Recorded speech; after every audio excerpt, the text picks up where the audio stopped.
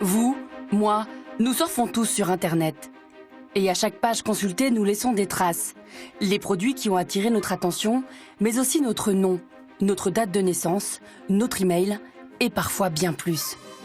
Ces données sont récoltées, vendues, analysées. Et pour les commerçants, Internet a un goût de paradis. Car grâce à ces données, ils ont les moyens de nous connaître mieux que nous-mêmes et de nous pousser à acheter toujours plus. Pour comprendre ce système, nous avons donné vie à une famille fictive. Martin, sa femme et leur fils incarnent les consommateurs que nous sommes. Comme nous, ils surfent et font des achats sur Internet. Et comme les vôtres, leurs données sont enregistrées en permanence. Il y a toujours quelqu'un, quelque part, qui sait ce que vous faites.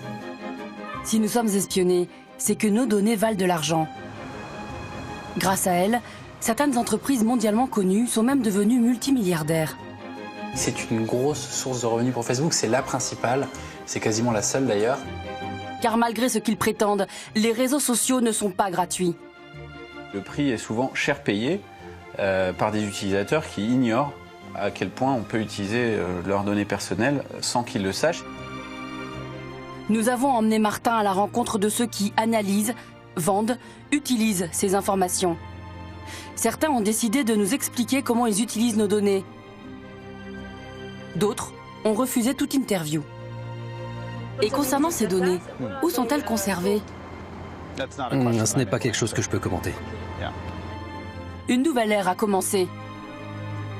Et avec elle, une nouvelle criminalité, le piratage informatique.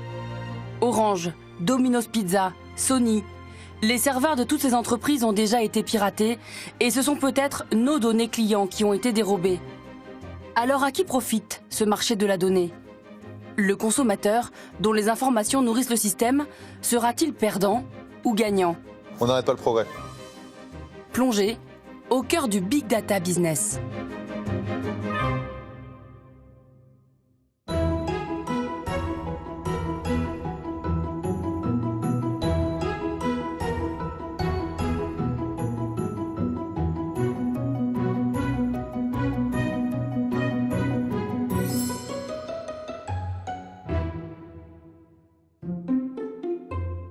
Voici Martin.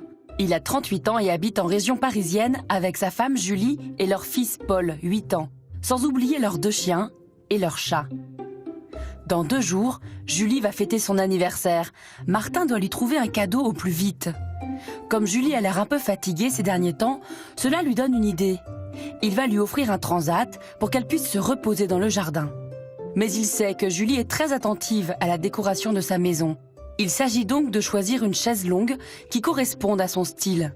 Pour cela, Martin va sur Internet, car c'est là qu'il pense trouver le plus grand choix et les meilleurs prix disponibles.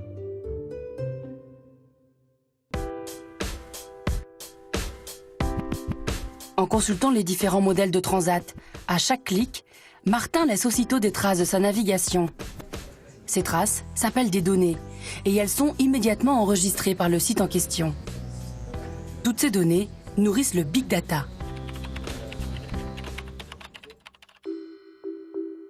Qu'est-ce que le Big Data? À chaque minute dans le monde, des ordinateurs, des tablettes, des smartphones se connectent à Internet.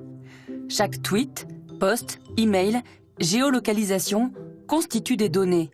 Et elles sont collectées à une vitesse toujours plus rapide. Résultat, nous produisons 300 milliards de gigaoctets tous les jours. Volume, vitesse, variété des types de données, c'est ça le Big Data. Et nous n'en sommes qu'au début. En 2020, nous produirons 4 fois plus de données.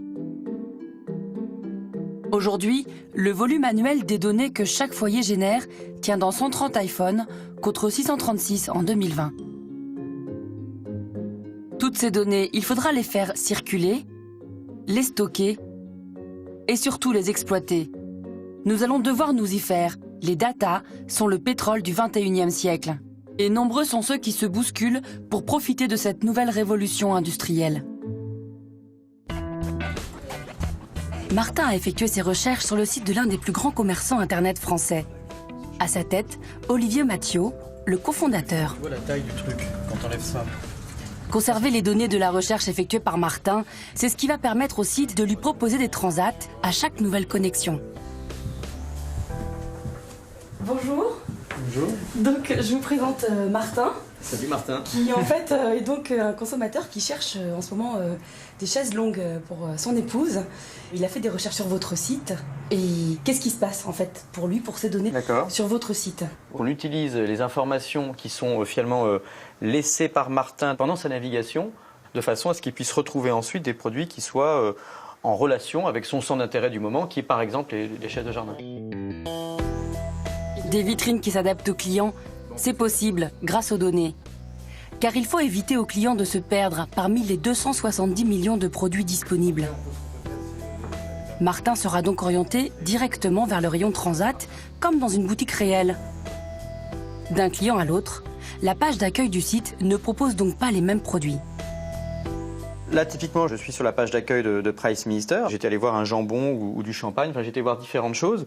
Et donc, ça me concerne moi parce que là, je suis sur ma tablette. Là, vous êtes sur votre ordinateur. Et donc, Martin a pu aller voir d'autres choses. Et donc, vous voyez, c'est la même page. On est sur le priceminister.com. En revanche, il y a certaines parties de la page qui est différente selon que ce soit Martin ou moi qui avons navigué sur le site. À chaque fois que nous cliquons sur un produit, le site mémorise cette information. Cela permet aux commerçants de connaître nos goûts. Mais n'est-ce pas une intrusion dans l'intimité des consommateurs? Ici, on s'en défend. Il est vrai qu'en général, il y a un certain nombre d'internautes qui ont un sentiment parfois ce qu'on appelle de Big Brother, c'est-à-dire est-ce qu'on est observé sur Internet, etc. Et donc c'est aussi à nous, les sites de e-commerce, d'être un peu pédagogiques pour que les gens ne soient pas effrayés et qu'ils comprennent que en fait, notre intérêt est partagé. On ne peut pas les forcer à acheter un produit. Donc quand on utilise ces techniques de personnalisation, c'est vraiment pour remplacer le comportement d'un vendeur dans un magasin, tout simplement. Mais le problème, c'est que nous n'achetons pas à chaque passage sur un site marchand. Nous nous promenons simplement d'une boutique virtuelle à l'autre. Et comme nous, 98% des internautes surfent sans rien acheter. Pour un site, il est donc primordial de se souvenir du passage de Martin pour pouvoir plus tard le relancer et ainsi le pousser à acheter. Ce soir-là, en voyant Julie prendre son bain, Martin se dit qu'il a une meilleure idée de cadeau d'anniversaire. Et s'il lui offrait plutôt un massage?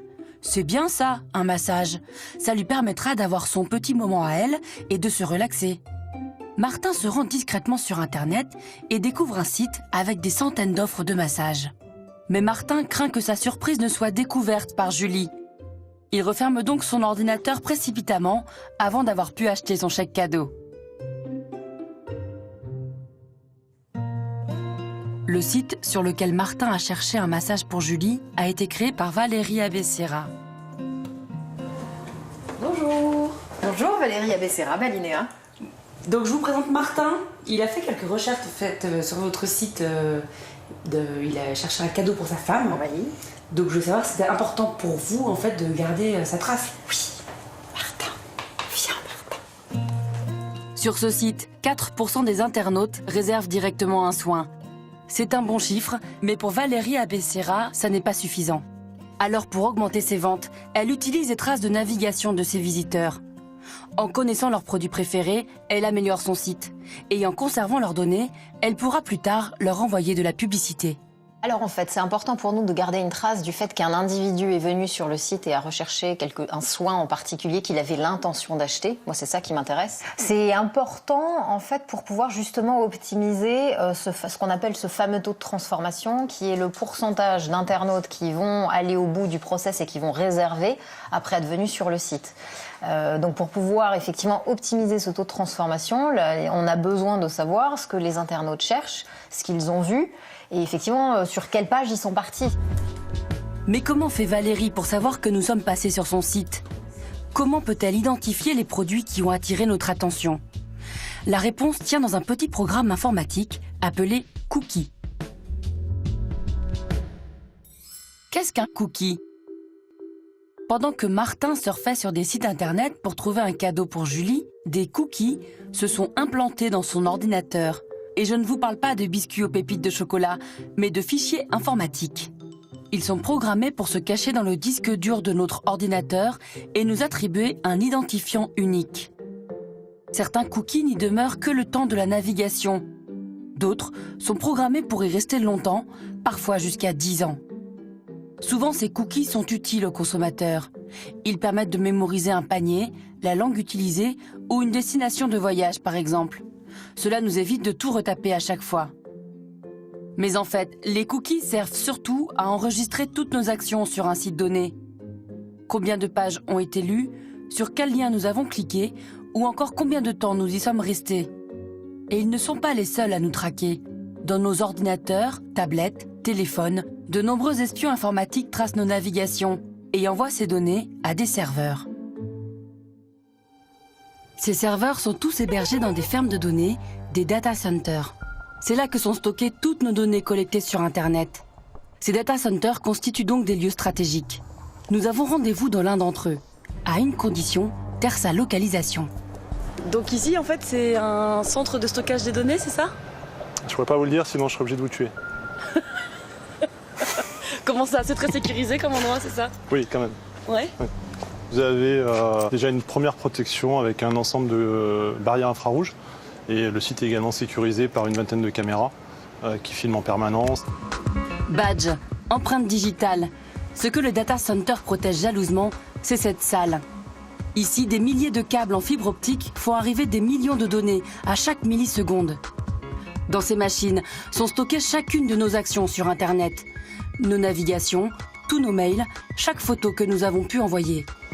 Sur des fibres optiques comme ça, vous avez capacité quasiment illimitée en fait, puisque un équipement comme ça va pouvoir traiter 960 gigabits de flux de données.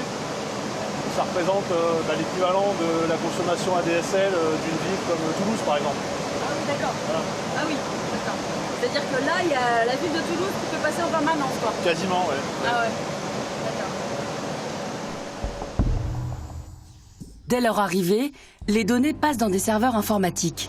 Chaque unité représente un serveur. Ah oui, d'accord. Voilà. Ah, c'est tout petit en fait. C'est plutôt long. En fait. Ah oui, voilà. d'accord. C'est fait pour être mis dans des data centers, donc pour être ce qu'on appelle racké, emboîté dans une armoire informatique. Prix de location d'une seule de ces armoires, 1 000 € par mois. Et si une grosse partie de l'argent paiera la facture d'électricité, cette activité reste très rentable. À l'avenir, l'entreprise souhaiterait construire un data center dans chaque région française. Car son pari, c'est que bientôt, les consommateurs exigeront que leurs données soient stockées près de chez eux. En tant que consommateur, en utilisant des moteurs de recherche, on oublie le fait que tout ce qu'on saisit, effectivement, peut être stocké à un moment ou à un autre, à un endroit dont on n'a aucune idée et dont on n'a aucune maîtrise. Voilà. Donc, j'ai envie de dire, pour des données pas trop sensibles, une recherche sur le net, bon, admettons, maintenant, quand vous avez stocké votre dossier médical ou des photos de toute votre famille, ne serait-ce que ça, ça peut être important effectivement de savoir qu'elles sont à tel endroit, gérées par telle entreprise, et que vous pourriez les effacer au moment où vous voulez. De l'information la plus anodine à la plus intime, ces données en disent long sur nous. Les protéger, c'est donc une question de bon sens. Car si pour nous elles ont une valeur personnelle, pour d'autres, elles représentent surtout une valeur pécuniaire. Oui, nos données, celles de Martin, valent de l'argent. Ce matin, pendant que Paul promène les chiens, Martin prend son petit déjeuner. Pour lui, c'est le moment privilégié de la journée. Celui où il est suffisamment au calme pour se concentrer et lire les pages sport de son journal préféré en ligne. Martin l'ignore, mais savoir que son ordinateur est utilisé par un père de famille fan de sport, c'est une information. Une information qui vaut de l'argent. Car elle va permettre aux marques de lui envoyer de la publicité. Une publicité ciblée qui va concerner précisément Martin et correspondre à ses envies du moment. Ainsi, sur votre ordinateur, aucune publicité n'arrive par hasard. Mais comment est-ce possible? Dans les coulisses du net, des intermédiaires interviennent. Inconnues du grand public, ces entreprises ont pourtant bâti des fortunes en faisant fructifier nos données. L'une des plus importantes au monde nous a donné rendez-vous avec Martin. Il s'agit d'une agence spécialisée dans les publicités qui s'affichent à chaque fois que vous cliquez sur une vidéo sur Internet. Alors voilà, donc en fait, Martin, qui est un consommateur usuel d'Internet, Quand il reçoit de la pub vidéo, ça peut être grâce à vous. En effet, Martin, c'est peut-être grâce à nous que tu reçois des publicités tous les jours pendant que tu regardes tes programmes de télé en vidéo. Vous servez combien de publicités par jour ? Des milliers de publicités à travers le monde par jour avec des milliers d'audiences différentes. Il y a plein de profils différents. Il y a des Martins, il y a des Martines, il y a des jeunes, des vieux, des gens qui ont des enfants, des gens qui n'en ont pas. Et pour nous, le travail, c'est vraiment pour chaque marque de trouver la bonne audience au bon moment et sur le bon média. Dans cette agence, Greg est le spécialiste du ciblage. Il sait comment trouver parmi des millions d'internautes celui qui sera susceptible d'acheter le produit qu'il est chargé de vendre. Une campagne de publicité vient de lui être confiée. Mais même dans ce temple de la technologie web, tout commence sur un paperboard. C'est un annonceur de produits de grande consommation. La raison de la campagne, c'est pour le lancement d'un nouveau produit. Dans le cas concret, il s'agit d'épices à moudre. La cible, c'est femmes 25-49 ans, parce que ce sont les femmes ménagères, les femmes responsables de leurs achats, qui vont du coup voir la publicité, qui vont potentiellement, en voyant cette publicité, penser à ce produit quand elles vont se retrouver dans le rayon. On va se diriger sur notre interface de programmation de nos campagnes vidéo. Donc là, pour le coup, ma campagne est une campagne femmes 25-49. Je vais venir sélectionner uniquement la cible femmes 25-49 qui est disponible sur mon interface. En moyenne, pour programmer des campagnes de ce type, l'agence reçoit 80 000 € des annonceurs. Mais cet argent, Greg va devoir en reverser une grosse partie. Pour toucher cette cible, on va acheter de la donnée pour être en mesure ensuite de cibler ces campagnes grâce à différents acteurs qui peuvent être Axiom, Excelate, Visual DNA, Bluekai et plein d'autres. Qui achète nos données ? Les entreprises que Greg évoque sont des agrégateurs de données. Ils constituent le noyau dur du système. Elles ont pour mission de collecter des données provenant de différentes sources. Les connexions Internet, bien sûr, mais aussi les cartes de fidélité qui enregistrent chaque achat effectué. Ces entreprises vont aussi se fournir auprès de services administratifs. Par exemple, celui des cartes grises qui va vendre les données des automobilistes qui l'y ont autorisé, ce qui permettra de savoir qui a acheté quel type de voiture. Les données collectées peuvent contenir un mail ou un nom-prénom ou alors être anonymes. Dans ce cas, le système trace un ordinateur sans savoir qui l'utilise.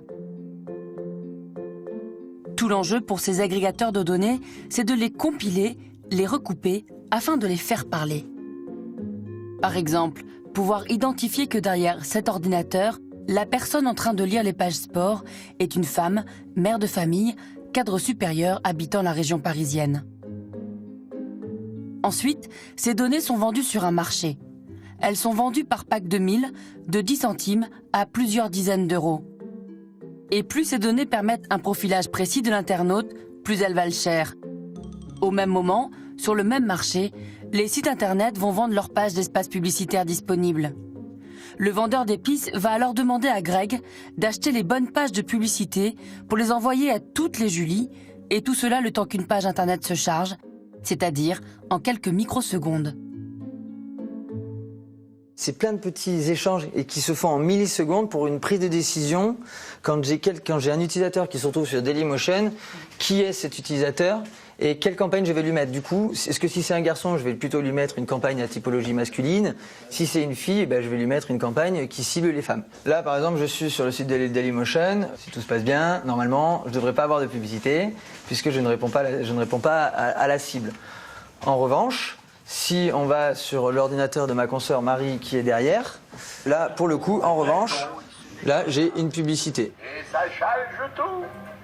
Donc c'est toujours en fait les internautes qui sont la source de l'information.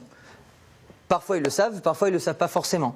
Ce sont tous ces types d'informations-là que nous, ça va permettre d'alimenter notre algorithme et de pouvoir être en mesure de retrouver l'individu qu'on cherche à cibler dans notre brief qu'on a vu précédemment. En acceptant de décrypter ce système, Anne de Kerkhove a souhaité jouer la transparence. Une exception dans un secteur où règne l'opacité. Le marché de la donnée est alimenté par les consommateurs, mais les entreprises qui en vivent n'ont pas l'air de vouloir expliquer comment elles les utilisent. Ainsi, aucun agrégateur de données n'a accepté de nous recevoir. Pourtant, le consommateur et ses données nourrissent un marché qui devrait atteindre les 25 milliards de dollars dès l'année prochaine. Nombreux sont ceux qui sont déjà milliardaires grâce à nos données. Et nous les connaissons car nous les utilisons tous les jours. Ils s'appellent Facebook, Google, Yahoo, Twitter.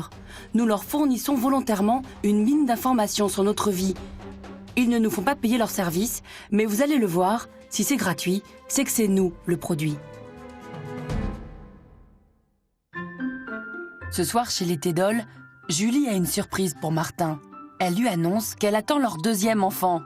Ainsi, la mauvaise humeur de Julie, sa fatigue, tout s'explique. Martin annonce aussitôt la bonne nouvelle à ses meilleurs amis sur son compte Facebook. De son côté, Julie écrit quelques mails à des amis pour leur demander du matériel de puériculture. Et quelques heures plus tard, surprise, Martin reçoit sur son compte Facebook et Julie, sur tous les sites où elle se rend, des publicités pour, devinez quoi, du matériel de puériculture. Comment, à partir d'un simple post Facebook, Martin peut-il recevoir de la publicité liée à ce qu'il est en train de vivre? Mathieu Bouillon a accepté de nous l'expliquer. Son métier, lancer des campagnes publicitaires sur le fameux réseau social, une activité en pleine croissance. Car ce réseau de 26 millions d'utilisateurs en France connaît déjà nos âges, nos statuts sociaux, nos photos, nos goûts. Alors cette manne, Facebook a décidé de l'exploiter. Pour attirer les marques, le réseau promet un ciblage du consommateur que nous sommes, selon des critères très intimes. Mathieu va nous en faire la démonstration à partir d'une campagne fictive.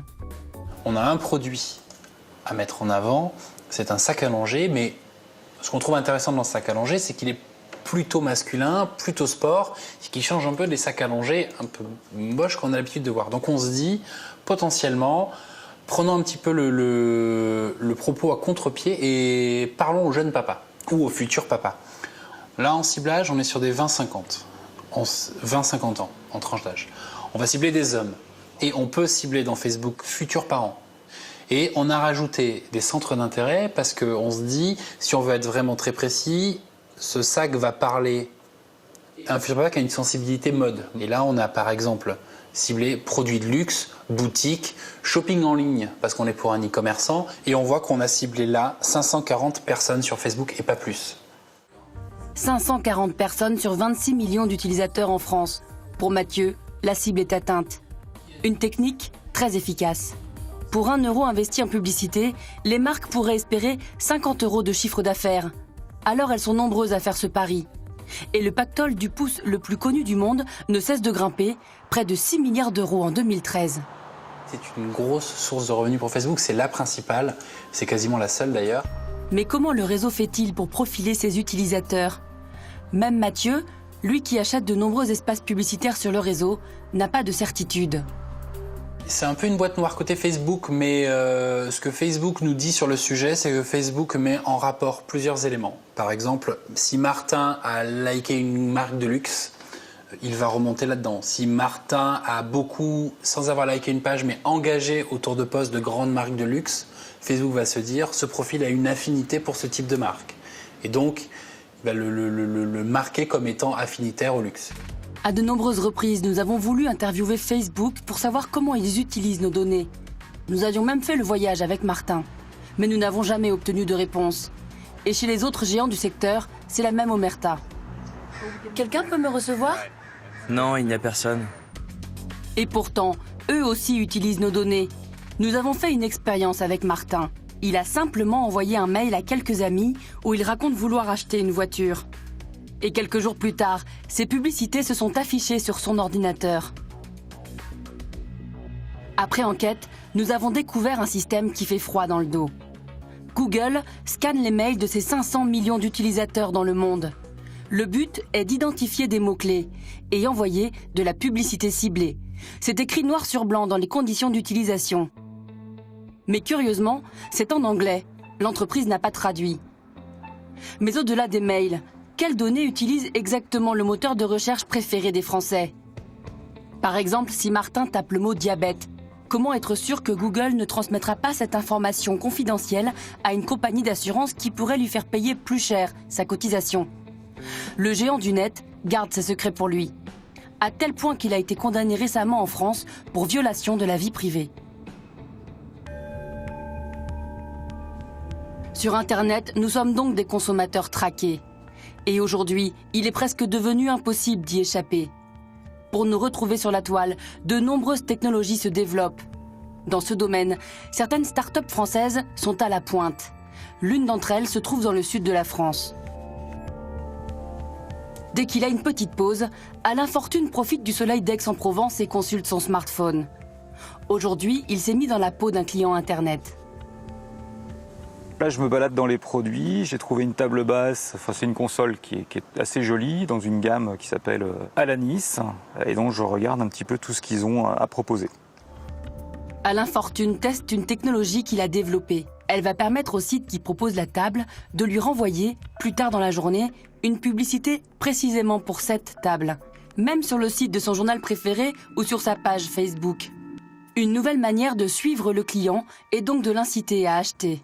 Notre métier va être de lui représenter les produits qu'il a consultés aujourd'hui, éventuellement d'autres pour élargir son panel d'offres. On appelle cela du retargeting.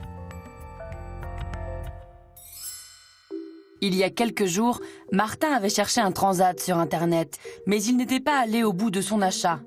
Depuis, à chaque fois qu'il va sur Internet, il retrouve les mêmes transats qu'il a consultés. Lorsqu'un produit vous est reproposé, on appelle cela du retargeting. Alors comment ça marche? À l'origine, il y a toujours le fameux cookie. Il va enregistrer que Martin a cherché un transat, par exemple. Le site internet qui vend ce transat va donc savoir en temps réel que l'ordinateur de Martin a cliqué sur un certain nombre de transats sans les acheter. Le site marchand va alors immédiatement transmettre cette information à une entreprise spécialisée dans le retargeting.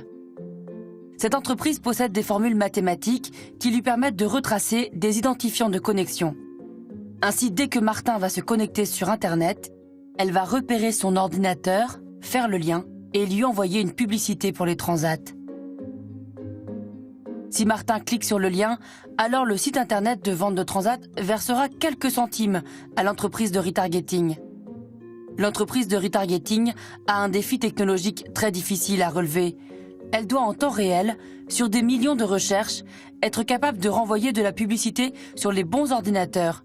Mais si elle y arrive, elle va alors engranger très vite des millions d'euros. Pour nous, Alain Fortune a accepté de tester sa technologie en direct, sans trucage. Il va donc s'installer devant son ordinateur et quelques minutes plus tard... Je vois là actuellement les produits que j'ai consultés sur mon téléphone. Ils viennent d'apparaître. Je retrouve ma table, ma console, je retrouve la table Alanis avec les chaises qu'on a vues tout à l'heure.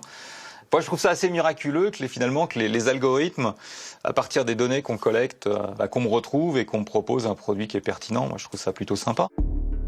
Si Alain Fortune est très fier que sa technologie fonctionne, le consommateur, lui, pourrait trouver cela assez effrayant. Pourtant, selon Alain, il n'y aurait pas de quoi se sentir espionné, car les données qu'il récupère sont des identifiants de connexion, rien d'autre. C'est une probabilité que deux écrans, téléphone, tablette, ordinateur, soient proches et soient utilisés régulièrement par la même personne, mais finalement, on ne sait absolument rien sur cette personne. Nous, on ne rentre pas dans l'intimité des internautes, de même tout ce qui est information d'identifiants des téléphones, ce sont nos propres identifiants qu'on construit. On ne connaît rien et on ne veut pas connaître. Aujourd'hui, en tant que consommateur, impossible de ne pas être suivi à la trace. Mais ce que la plupart des internautes ignorent, c'est qu'en laissant ces données sur un site, de nombreux autres sites savent également ce que vous faites sur Internet. Pour en avoir la preuve, nous sommes allés à la rencontre de cet homme. Bonjour. Julien, France 5. Stéphane Dugelet, Mediarix, enchanté. Stéphane Dugelet est un spécialiste du traçage et de l'analyse des données des consommateurs. C'est le seul qui a accepté de nous montrer à quel point nos données sont accessibles à des tierces personnes dont on ne soupçonne même pas l'existence. Il a simplement téléchargé ce logiciel, accessible au grand public. Les ronds indiquent les sites sur lesquels vous surfez. Quand nous pensons que seul ce site connaît notre navigation, une myriade d'autres nous observent et étudient notre navigation. Ils sont symbolisés par des triangles. Ce site d'actualité qui est Le Monde, qui est un site qui est très connu, en lequel moi j'ai confiance, et je pense que la majorité des internautes ont confiance, eh bien on voit qu'il a comme une petite galaxie de petits sites qui sont informés en même temps que le monde du fait que je navigue sur le site du monde. Tous les partenaires ont accès aux mêmes données que le monde. Sur tous les sites que nous visitons, à tout moment, nos données sont utilisées sans notre accord formel. Mais selon Luc Breton, ce n'est pas une fatalité. Oui, très bien, merci. Je vous présente Martin. Il est vice-président du plus important cercle de réflexion sur le numérique en France. Et il va nous expliquer comment laisser le moins de traces possible lors de nos navigations. À partir du moment où vous avez une information qui a beaucoup de valeur pour vous, que ce soit une valeur personnelle ou économique, que vous ne souhaitez pas partager, il faut être bien conscient que toute connexion Internet potentiellement a des failles, potentiellement peut permettre un accès tiers que vous ne souhaitez pas. Et donc, dans ce cas-là, il faut être parano, prendre ses précautions et s'organiser. Il y a des solutions qui permettent d'éviter d'être traqué. Donc, par exemple, j'ai pris l'exemple sur Firefox, qui est un navigateur très connu, libre. Vous cliquez sur « Dites au site web que je ne veux pas être tracé ». On vous explique où le faire. Et c'est extrêmement simple. Et une fois que vous avez fait ça, vous êtes tranquille. Donc ça, c'est la première chose à faire si vous voulez ne pas être tracé. Mais naviguer caché n'empêche pas à 100% d'attraper des cookies. Alors, autre petit conseil, les supprimer. Dans Histoire, Histoire récente, vous avez le détail. Donc vous sélectionnez cookies, vous faites effacer et vous êtes tranquille. Tous les cookies sont effacés, vous retrouvez votre virginité. Moi, je supprime mes cookies dès que j'y pense. Ça peut être une fois toutes les semaines ou tous les 2 jours. Ça dépend du temps que je veux y consacrer. Alertés par cet espionnage incessant, nous pourrions nous dire que le plus simple pour échapper à cette traque, ce serait d'éteindre notre ordinateur et de sortir faire les courses comme au bon vieux temps. Mais est-il encore possible aujourd'hui d'échapper au big data ? Avec le mois d'avril, le bébé est arrivé. Martin et Julie attendent donc de la visite. Mais catastrophe ! Paul leur rappelle qu'ils n'ont plus assez de couverts pour recevoir du monde à table. Le premier réflexe de Martin, c'est d'aller sur Internet pour en racheter. Mais finalement, il fait beau dehors et il se dit qu'il fera un meilleur choix avec les couverts en main. Mais ce qu'il ne sait pas, c'est que même en se rendant à la boutique, il va y laisser des données. Celle qui est capable de tracer Martin, c'est Agathe Pavia. Aujourd'hui, elle a rendez-vous avec le directeur du magasin de vaisselle où Martin veut acheter des couverts. Et pour analyser le comportement de Martin, elle a une boîte secrète cachée au fond du magasin. Donc en fait, à l'intérieur, il y a notamment une antenne Wi-Fi qui va écouter les signaux de vos téléphones. En fait, quand vous avez votre smartphone sur vous, avec le Wi-Fi activé, donc vous l'avez laissé allumé parce que vous êtes connecté chez vous au bureau, votre téléphone envoie des signaux pour chercher les Wi-Fi disponibles tout autour de lui. La box, en fait, elle est capable d'écouter ces signaux-là, elle les enregistre pour dire, voilà, ce téléphone-là, cet identifiant de téléphone est présent à proximité de moi la box. Ainsi, dans les magasins équipés de cette boîte, notre téléphone peut être géolocalisé sans notre accord formel et sans que nous le sachions. Encore une fois, ce traçage est surtout utile pour le commerçant. Il va ainsi mieux connaître ses clients. Agathe lui livre les premières statistiques. Donc là, voilà, si je comprends bien, il y a à peu près 11% des personnes qui passent devant la boutique qui sont amenées à... Qui rentrent à l'intérieur. À rentrer. Exactement. C'est cela que la box capte, en fait, les gens qui passent devant et les gens qui sont à l'intérieur, les différencie et est capable donc du coup de vous donner votre taux de conversion. Donc là, on est sur la journée de mardi, 414 personnes qui passent devant et 44 personnes qui sont rentrées dans la boutique. Très bien. Et on a donc sur les 44 visiteurs, on en a 12 qui étaient allés sur le site internet. À travers nos ordinateurs, tablettes, smartphones, ceux qui nous traquent sont surtout des marques qui cherchent à nous envoyer de la publicité. Certains d'entre nous pourront trouver cela désagréable, d'autres plutôt pratiques. Malheureusement, les entreprises ne sont pas les seules à vouloir récupérer nos données. Les pirates informatiques sont également à l'affût. Et une fois qu'ils détiennent des informations sur nous, les conséquences peuvent être bien plus graves. Les meilleures cibles pour les pirates, ce sont les serveurs informatiques des entreprises où sont justement conservés vos noms, prénoms, mots de passe et même numéros de carte bleue. Chaque jour, il y aurait 17 000 piratages d'entreprises dans le monde entier. Parmi elles, de grands groupes comme Orange, Domino's Pizza, eBay, Sony. Dans le sud de la France, un petit génie de l'informatique aurait pu devenir hacker. Mais il a choisi de combattre ces pirates. il a développé un logiciel capable de détecter leurs attaques et de les contrer. Il vend ce logiciel aux entreprises qui désirent protéger leur base de données clientèle. Donc voilà, je voulais vous présenter Martin. Et la question que se pose Martin, c'est dans quelle mesure ces données, quand ils s'enregistrent ou quand il fait des achats, sont protégées sur Internet ou pas? Alors dans 80% des cas, les données personnelles de Martin ne sont pas sécurisées. Mohamed Boumediane prétend sécuriser entièrement les serveurs de ses entreprises. Il est déjà le leader européen sur ce créneau. Dans son bureau, un écran géant l'alerte de la moindre faille détectée chez les sociétés qu'il protège. On a nos scanners qui vont visiter les sites de nos clients et qui vont essayer de s'introduire. Donc c'est un outil offensif. Et si on arrive à rentrer, ben là on alerte le propriétaire du site web et on lui dit voilà ce qu'il faut faire pour le corriger. Pour bénéficier de ce système de protection, les entreprises payent 1 000 € d'abonnement annuel. Une dépense indispensable selon Mohamed Boumediane. Car pour lui, 8 entreprises sur 10 n'auraient pas assez sécurisé leur serveur. Pour le prouver, il va pénétrer dans le serveur d'un grand site marchand. Il le fait à notre demande, car le piratage est une infraction passible de 3 ans d'emprisonnement et 45 000 € d'amende. En 5 minutes, Mohamed Boumediane détecte une faille, accède au serveur du site et à toutes ses données clients.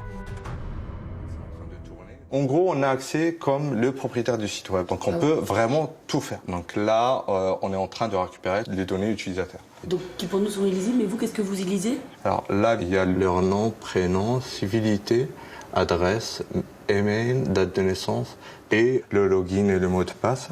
Alors un pirate, il va récupérer ces données, il va essayer de les exploiter. En revendant ces données, on a le mail, le nom, le mot de passe qui est en clair. Ça peut se revendre 40, 50 centimes. Une fois l'adresse mail et le mot de passe volés sur les serveurs, les conséquences peuvent être dramatiques. Avec ces informations, le pirate peut ensuite se connecter sur de nombreux autres sites où vous vous êtes enregistré. 80% des gens utilisent le même mot de passe partout. On est sûr que 80% de cette base de données utilisent le même mot de passe pour accéder à Facebook, pour accéder à leur messagerie, ce qui est vraiment très très grave. Grave, car ensuite accéder par exemple à notre boîte mail est un jeu d'enfant. Un simple copier-coller suffit. On va prendre le mot de passe. On va vérifier que c'est bien celui-là. OK. Et je clique. Client web. Voilà, on est connecté. Donc là, on est rentré dans la messagerie d'une personne. D'une personne. Quand on ne sait pas qui c'est, on peut voir qu'il a reçu des mails là de suite. On peut voir ce qu'il a envoyé. Pour éviter ce genre de piratage, Mohamed Boumediane a une astuce. L'idée, c'est de trouver une combinaison, de dire quand je vais sur n'importe quel site, le mot de passe que je vais communiquer, c'est la première lettre du site, combiné avec un mot de passe et combiné avec l'extension du nom de domaine ou avec quelque chose. Et du coup, j'aurai quelque chose de variable dans le mot de passe à chaque fois. Et du coup, j'aurai un mot de passe pour chaque site web. Malheureusement, le piratage des entreprises n'est pas la seule façon de récupérer nos données. Des délinquants ont développé une technique pour récupérer nos logins et mots de passe simplement en nous les demandant. Il s'agit d'un mail trompeur que vous avez peut-être déjà reçu et dans lequel on vous demande de mettre vos identifiants à jour. On appelle cette arnaque du phishing. Une fois signalées, ces escroqueries sont centralisées ici, au sein de la cellule spéciale anti-cybercriminalité. On a par exemple un phishing qui nous a été signalé hier soir à 23h30. Elle a reçu dans sa boîte mail personnelle un mail de quelqu'un qui essaye de se faire passer pour un opérateur de téléphonie mobile et qui, sous prétexte de l'inviter à payer sa facture, va, à travers un texte, l'inviter à cliquer sur un lien qui se trouve dans le mail qu'elle a reçu. Ce lien va renvoyer sur un site internet. C'est sur ce site internet qu'elle va être amenée à remplir des données la concernant. Donc là, on a toute l'apparence d'être sur une page officielle donc, de cet opérateur et on va lui demander de saisir donc là son identifiant et ensuite son mot de passe. Sauf que la personne, si elle ne s'en rend pas compte, qu'elle est sur un faux site, elle va communiquer ses données personnelles au créateur du site de phishing. Et ces données vont être ensuite utilisées bien évidemment à d'autres fins, et notamment des fins frauduleuses. En tout, les escroqueries Internet coûteraient plus de 400 milliards d'euros dans le monde. Mais de simples règles de bon sens permettent de les éviter. Maintenant, il faut rappeler quelques grands principes. Première des choses, quel que soit l'opérateur ou quelle que soit l'entreprise, on ne vous demandera jamais de mettre à jour vos coordonnées ou votre mot de passe par mail. C'est pas possible. Et ensuite, l'adresse du site internet, donc qui devrait normalement être le nom de l'opérateur suivi d'un .fr par exemple, on va se rendre compte que c'est pas cette adresse qui apparaît. En fait, c'est une autre adresse qui n'est pas la vraie adresse de l'opérateur. Il faut garder à l'esprit qu'on ne faut pas faire sur internet ce qu'on ne ferait pas dans la rue. À l'avenir, plus nous surferons en laissant des traces et plus la cybercriminalité augmentera. Et l'ère du big data n'en est qu'à son commencement. Le berceau du big data se trouve de l'autre côté de l'Atlantique, à San Francisco.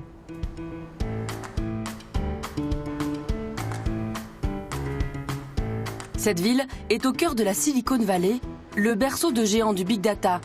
Facebook, Google, Twitter, LinkedIn, Mozilla. Ici, les entreprises n'ont aucun complexe à faire fructifier les datas du consommateur. Et quelques Français ont déjà réussi à profiter de cette manne. Encore une fois, le but, c'est de capter le consommateur pour le pousser à acheter. Pour cela, une nouvelle technologie vient d'être mise au point. Elle permet aux marques de deviner qui sont leurs clients potentiels avant même qu'ils n'aient franchi le seuil de la boutique. On appelle cela l'analyse prédictive. À la pointe de cette technologie, une Française installée ici depuis 8 ans. Bonjour. Je vous présente Martin. Bonjour Martin. Anne Besançon est aujourd'hui à la tête d'une entreprise leader dans l'analyse prédictive. Le principe est simple, détecter un client potentiel à proximité d'un magasin grâce à la géolocalisation. Pour en faire la démonstration, Anne Besançon nous propose une petite promenade dans les rues de San Francisco. Je me promène, c'est ma vie normale. Ça vient automatiquement sur mon téléphone quand il y a une offre pertinente à proximité. Par exemple là, je viens de recevoir une offre pour le Gap, 40% de ristourne pour le Gap, avec l'offre et le magasin est à proximité, à 3 pâtés de maison. Seule condition, obtenir le consentement du consommateur. Mais une fois le feu vert obtenu, les données récoltées permettent d'en savoir beaucoup plus sur de futurs clients. On peut rajouter une couche de prédiction et aussi de géolocalisation. Et donc si on les trouve plus souvent dans ce quartier de San Francisco que dans un autre, ça nous donne des indications peut-être sur leur niveau de vie, leurs revenus, leur activité, etc. Et on peut ensuite mélanger des données qui sont des données publiques, par exemple de recensement, pour raffiner encore et fournir des offres qui sont de plus en plus pertinentes à nos usagers. Anne Besançon aurait déjà l'accord de millions de clients, car les consommateurs américains ne voient pas où est le problème quand il s'agit de partager leurs données. Son entreprise est donc florissante et pèse plus d'1 million de dollars. À quelques pas de là, un autre Français naturalisé américain a lui aussi su tirer son épingle du jeu. De son tapis de course, Jeff Clavier investit dans des startups qui traitent les données de millions de personnes. Et il multiplie les succès. Dernière en date, une de ces startups spécialisée dans l'analyse des données vient d'être achetée par Twitter. Ah bah oui, c'était une belle réussite puisqu'on a fait plus de 20 fois la mise sur cette boîte. En moyenne, le fonds d'investissement de Jeff Clavier investit 850 000 $ dans chaque start-up qui lui semble prometteuse, avec un objectif, les revendre pour plus d'1 milliard de dollars. Et à chaque fois, ça a été un pari réussi ? Oui. Vous avez à chaque fois 1000 doigts sur 4-5 très belles réussites. D'accord. Et c'est ça qui est assez fascinant, il y a tellement d'opportunités, on a du mal en fait à savoir où donner de la tête quelquefois. Selon Jeff Clavier, le big data devrait voir naître encore d'autres entreprises multimilliardaires d'ici quelques années. Alors les préoccupations françaises sur le contrôle des datas lui paraissent d'un autre âge. Pour moi, en fait, tous les débats sur « Ah oui, mais ça c'est à nous et on devrait pouvoir conserver nos données, etc. » Je pense que ce sont des faux problèmes, c'est-à-dire qu'on repousse de plus en plus ce qui est à nous, parce qu'on va tirer avantage et tirer parti du partage de ces données. Vous en retirerez un avantage personnel d'avoir un certain niveau de partage. On n'arrête pas le progrès. Selon Jeff Clavier, le consommateur serait lui aussi le grand gagnant du big data. Nous pourrions par exemple y gagner en confort ou en qualité de vie. Mais pour cela, il faudra livrer des données encore plus intimes. Et c'est ce que permettent de nouveaux espions, les objets connectés. Un bracelet innovant qui enregistre votre vie et garde une trace de chacune de vos activités. 2 ans plus tard, chez les Tédol. Il est 19h et Martin rentre chez lui avec une bouteille de lait. Son réfrigérateur lui a envoyé un message de rappel pour lui dire qu'il fallait en racheter. Il est accueilli par une bonne odeur de poulet venant du four. Julie n'est pas encore rentrée du bureau, mais elle a lancé la cuisson depuis son smartphone. Paul est alléché par cette odeur et a très envie de dîner vite. Mais ça ne sera pas pour tout de suite. Martin va devoir aller faire un peu de jogging en attendant le retour de Julie, car son bracelet connecté vient de l'alerter. Il n'a pas réalisé son objectif de 10 000 pas par jour aujourd'hui. Cette fiction, c'est déjà la réalité. Et en 2020, il y aura plus de 50 milliards d'objets connectés sur la planète. Bon nombre d'entre eux serviront à récolter des données très intimes. Notre état de forme, notre régime alimentaire et même la qualité de notre sommeil. Alors êtes-vous prêts à vous connecter? Pour entretenir sa forme, Elodie court 5 fois par semaine. Et pour l'encourager, elle peut compter sur son meilleur complice, un bracelet connecté à son smartphone. Quand je vais courir, je l'ai toujours avec moi. Je regarde combien de pas j'ai déjà fait dans la journée et combien je dois encore en faire. Donc là, 6 000. Et mon but, c'est 12 000 par jour. « 15 minutes plus tard, il est déjà temps de faire le bilan. Après le jogging, quelle est la première chose que vous faites? La première chose que je fais, c'est récupérer mon souffle et ensuite aller sur l'application Up. Et puis je sais combien j'en avais avant et là je regarde combien de pas j'ai en plus. Donc j'en ai fait 1000 de plus. Et comme bien sûr, courir ne suffit pas pour garder la ligne, le bracelet d'Elodie va même l'aider à compter le nombre de calories qu'elle ingère. Alors, j'en suis déjà à 613 calories aujourd'hui et je peux donc en consommer encore 891 de plus. Ça a l'air anodin de scanner un paquet de biscuits apéritifs. Mais où vont ces données? Ne pourraient-elles pas être vendues à une assurance santé, par exemple? Et pourrait-elle desservir Elodie un jour? Imaginons que son taux de cholestérol grimpe. Son assurance santé pourrait-elle alors être tentée de répercuter sa mauvaise hygiène alimentaire sur le prix de sa cotisation? Tout à coup, le monde merveilleux des objets connectés pourrait tourner au cauchemar. L'un des managers de l'entreprise qui a mis ce bracelet sur le marché a accepté de répondre à nos questions. Il a de grandes ambitions pour notre bien-être. Nous nous sommes demandé quelles expériences nous pourrions inventer, comment vous aider à mieux dormir en contrôlant la température de votre maison, comment vous rendre votre réveil plus facile le matin et avoir votre bouilloire qui se déclenche automatiquement de telle sorte que quand vous descendez, votre thé ou café est déjà prêt. Si on lui confiait nos données, cet homme nous promet de rendre notre vie plus agréable, formidable. Mais avec notre manie du contrôle, nous aimerions savoir ce qu'ils font de nos données ici en Californie. Mais là, nous avons senti comme une réticence. Et concernant ces données, où sont-elles conservées? Je ne suis pas autorisé à répondre à cette question. Et est-ce que parfois vous les vendez, ces données, sur le marché, pour en tirer quelques bénéfices pour votre entreprise? Ce n'est pas quelque chose que je peux commenter. Mais le consommateur a besoin de savoir, vous ne pensez pas? Non? Cette opacité, c'est ce qui rend le big data effrayant.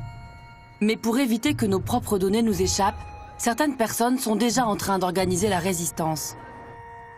Reprendre le contrôle sur nos données personnelles, cela semble indispensable à Christian-François Viala. Mais il va même plus loin. Il propose aux consommateurs de tirer profit de ses propres données.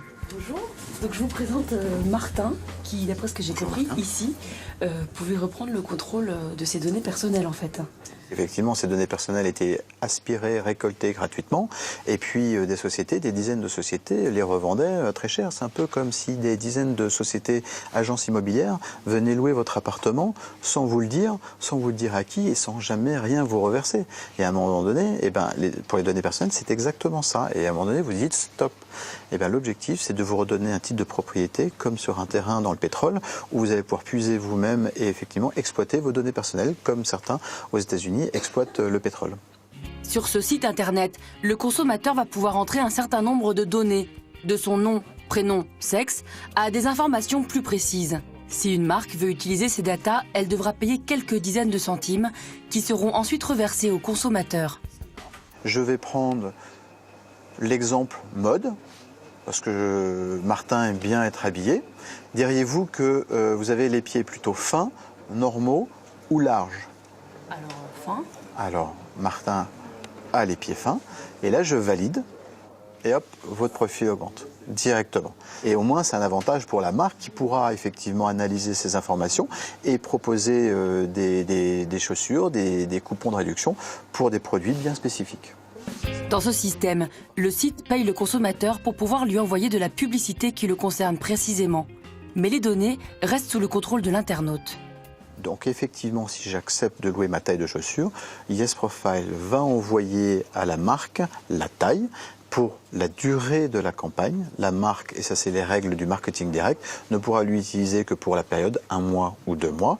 Et pendant ce temps-là, lui envoyer une offre commerciale. Mais au terme de cette campagne, au bout de 2 mois, la marque ne pourra pas garder cette information. Donc on jette un pavé dans la mare, oui, ça c'est clair. Ça c'est évident. Mais on ne pouvait plus continuer comme ça, de toute façon. En 2017, Christian-François Viala estime que ses abonnés les plus actifs pourront gagner entre 500 et 1000 euros par an. Il espère donc devenir dans les prochaines années un géant de l'Internet, mais avec le souci de rester transparent envers ses utilisateurs.